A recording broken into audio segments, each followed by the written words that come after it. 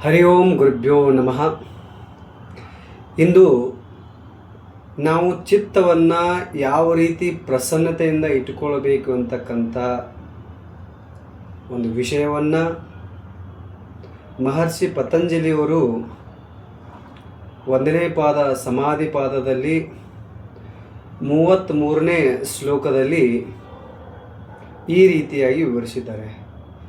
ಯಾವ ರೀತಿಯಾಗಿ ನಮ್ಮ ಚಿತ್ತವನ್ನು ಪ್ರಶಾಂತವಾಗಿ ಇಟ್ಟುಕೊಳ್ಳಬಹುದು ಅಂತಕ್ಕಂಥ ಒಂದು ಶ್ಲೋಕವನ್ನು ಮಹರ್ಷಿ ಪತಂಜಲಿಯವರು ಯೋಗ ಸೂತ್ರದಲ್ಲಿ ತಿಳಿಸಿದ್ದಾರೆ. ಇದು ಒಂದು ಮನೋವಿಜ್ಞಾನ ಸುಮಾರು 4-5 ಸಾವಿರ ವರ್ಷದ ಹಿಂದೆ ಈ ಯೋಗದ ಮಹಿಮೆಯನ್ನು ಇಂದಿನ ದಿನಮಾನದ ಮನೋಸ್ಥಿತಿಯನ್ನು ತಿಳಿದುಕೊಂಡು ನಮ್ಮ ಋಷಿ ಮುನಿ ಸಾಧು ಸತ್ಪುರುಷರು ಈ ಶ್ಲೋಕಗಳನ್ನು ವಿವರಿಸಿದ್ದಾರೆ. ಆ ಶ್ಲೋಕ ಈ ರೀತಿಯಾಗಿದೆ: ಮೈತ್ರಿ ಕರುಣ ಮುದಿತ ಉಪೇಕ್ಷಣ ಸುಖ ದುಃಖ ಪುಣ್ಯ ಅಪುಣ್ಯ ವಿಷಯಾನಾಂ ಭಾವಾನಾಥಶ್ಚಿತ್ತ ಪ್ರಸಾದನಂ. ಅಂದರೆ ಯಾರು ಖುಷಿಯಾಗಿರ್ತಾರೋ ಅವರ ಪ್ರತಿ ನಾವು ಸ್ನೇಹ ಭಾವದಿಂದ ಇರಬೇಕು. ಯಾರು ದುಃಖಿಯಾಗಿರ್ತಾರೋ ಅವರ ಪ್ರತಿ ನಾವು ಕರುಣೆ ದಯಭಾವದಿಂದ ಇರಬೇಕು.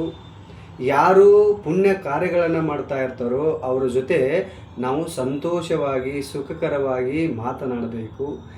ಯಾರು ಅಧರ್ಮ ಯಾರು ಪಾಪಗಳನ್ನು ಮಾಡ್ತಾರೋ ಅಂಥರ ಪ್ರತಿ ಉಪೇಕ್ಷೆ ಭಾವ, ಅಂದರೆ ಸಮಸ್ಥಿತಿಯಲ್ಲಿ ನೋಡದೇ ಇರತಕ್ಕಂತಹ ಭಾವದಿಂದ ನಾವು ವ್ಯವಹಾರವನ್ನು ಮಾಡಿದಾಗ ನಮ್ಮ ಚಿತ್ತ ಪ್ರಶಾಂತವಾಗುತ್ತದೆ ಎಂದು ಪತಂಜಲಿ ಮಹರ್ಷಿಯವರು ನಮಗೆ ಬೋಧನೆ ಮಾಡ್ತಾರೆ. ಆದರೆ ನಾವು ಇದರ ಉಲ್ಟಾ ನಮ್ಮ ಜೀವನವನ್ನು ಮಾಡ್ತಾ ಇದ್ದೀವಿ. ಹೇಗೆ ಅಂದರೆ, ಯಾರು ಖುಷಿಯಾಗಿದ್ದಾರೋ ಅವ್ರ ಜೊತೆ ನಾವು ಪ್ರೀತಿ ಭಾವದಿಂದ ಕರುಣೆ ಸ್ನೇಹ ಭಾವದಿಂದಲ್ಲ, ಅವರ ಜೊತೆ ನಾವು ದ್ವೇಷ ಮಾಡ್ತಾ ಇದ್ದೇವೆ.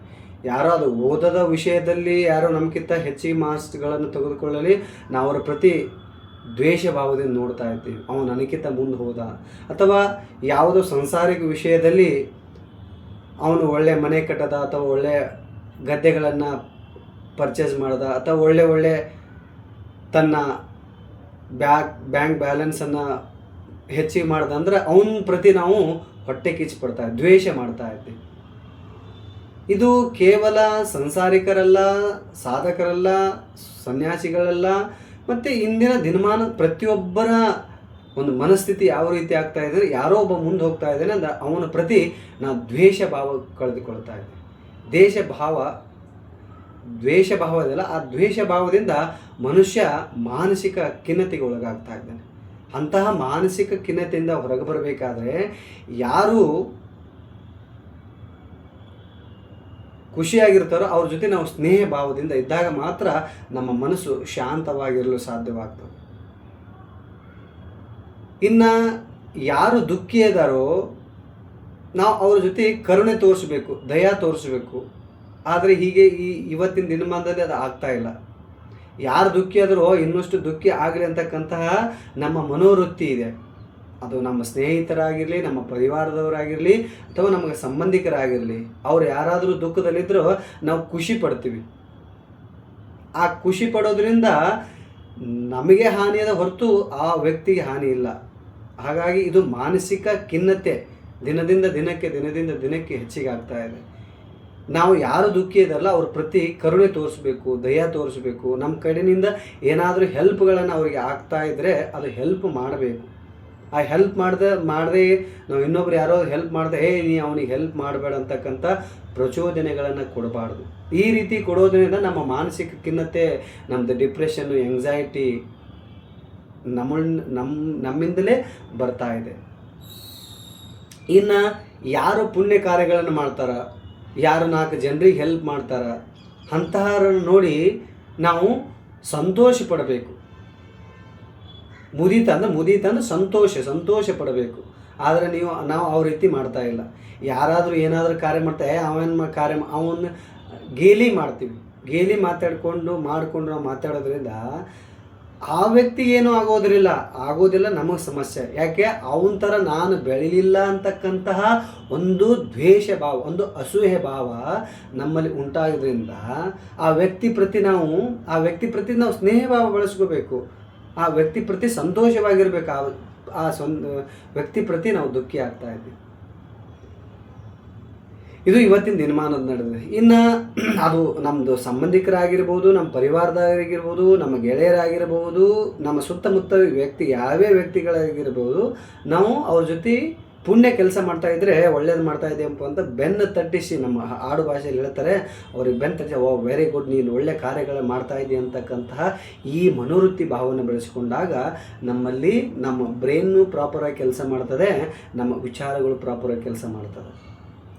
ಇನ್ನು ಯಾರು ಧರ್ಮವನ್ನು ಬಿಟ್ಟು ಅಧರ್ಮ ಕಾರ್ಯಗಳನ್ನು ಮಾಡ್ತಾ ಇದ್ದಾರೆ, ಯಾರು ಅನಾಚಾರ, ಅತ್ಯಾಚಾರ, ದ್ವೇಷ ಈ ರೀತಿ ಭಾವನೆಗಳನ್ನು ಮಾಡ್ತಾ ಇದ್ದಾರೆ, ಇವತ್ತಿನ ದಿನಮಾನದಿಂದ ಅದೇ ಹೆಚ್ಚಿಗೆ ಆಗ್ತಾ ಇದೆ.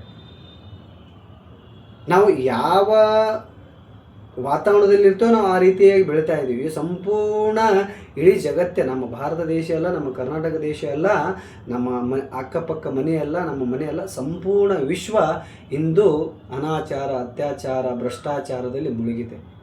ಅಂತಹ ಸ್ಥಿತಿಯಲ್ಲಿ ನಾವು ಹೇಗೆ ಇರಬೇಕಂತಕ್ಕಂಥದ್ದು ಕಲಿಯಬೇಕು. ಅವಾಗ ಏನು ಮಾಡಬೇಕು ಅಂದರೆ ನಾವು ಉಪೇಕ್ಷೆ ಭಾವ ಇರಬೇಕು. ಮಾಡ್ತಾ ಇದ್ದಾನೆ ಅವನ ಕರ್ಮ ಅವನು, ಆದರೆ ನಮ್ಮ ಕೈಯಲ್ಲಿ ಸಾಧ್ಯವಾದರೆ ಹೇಳಬೇಕಿತ್ತು, ತಪ್ಪದೆ ನೀನು ತಿದ್ದುಕೊಂಡು ನಡಿ ಅಂತೇಳಿ. ತಿದ್ದುಕೊಂಡು ನಡೀಲಿಲ್ಲ ಅಂದರೆ ಏನೂ ಮಾಡೋಕ್ಕಾಗಲ್ಲ. ನಾವು ಕರ್ಮ ಯಾರನ್ನೂ ಬಿಡೋದಿಲ್ಲ.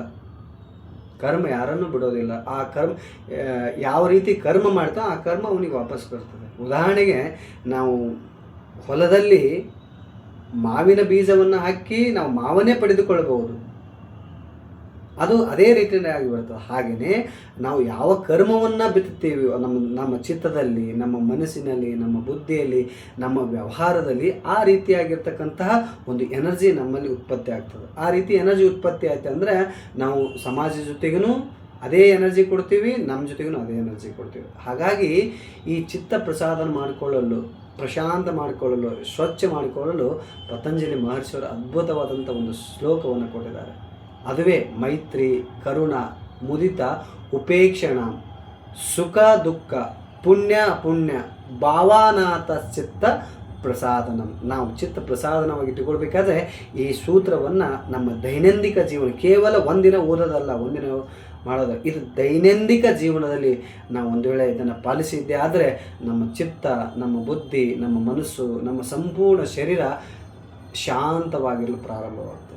ಹಾಗಾಗಿ ಈ ಶ್ಲೋಕವನ್ನು ನೀವು ಪ್ರತಿದಿನ ಪ್ರತಿ ಕ್ಷಣ ನಾವು ಪಾಲನೆ ಮಾಡಿದ್ದೆ ಆದರೆ ನಮ್ಮ ಚಿತ್ತವನ್ನು ಶಾಂತ ಇಟ್ಟುಕೊಳ್ಳಬಹುದು ಅಂತಕ್ಕಂಥ ಮಾತನ್ನು ತಿಳಿಸ್ತಾ ಇಲ್ಲಿಗೆ ಈ ಮಾತನ್ನು ಮುಕ್ತಾಯಗೊಳಿಸೋಣ. ಹರಿ ಓಂ ಗುರುಭ್ಯೋ ನಮಃ.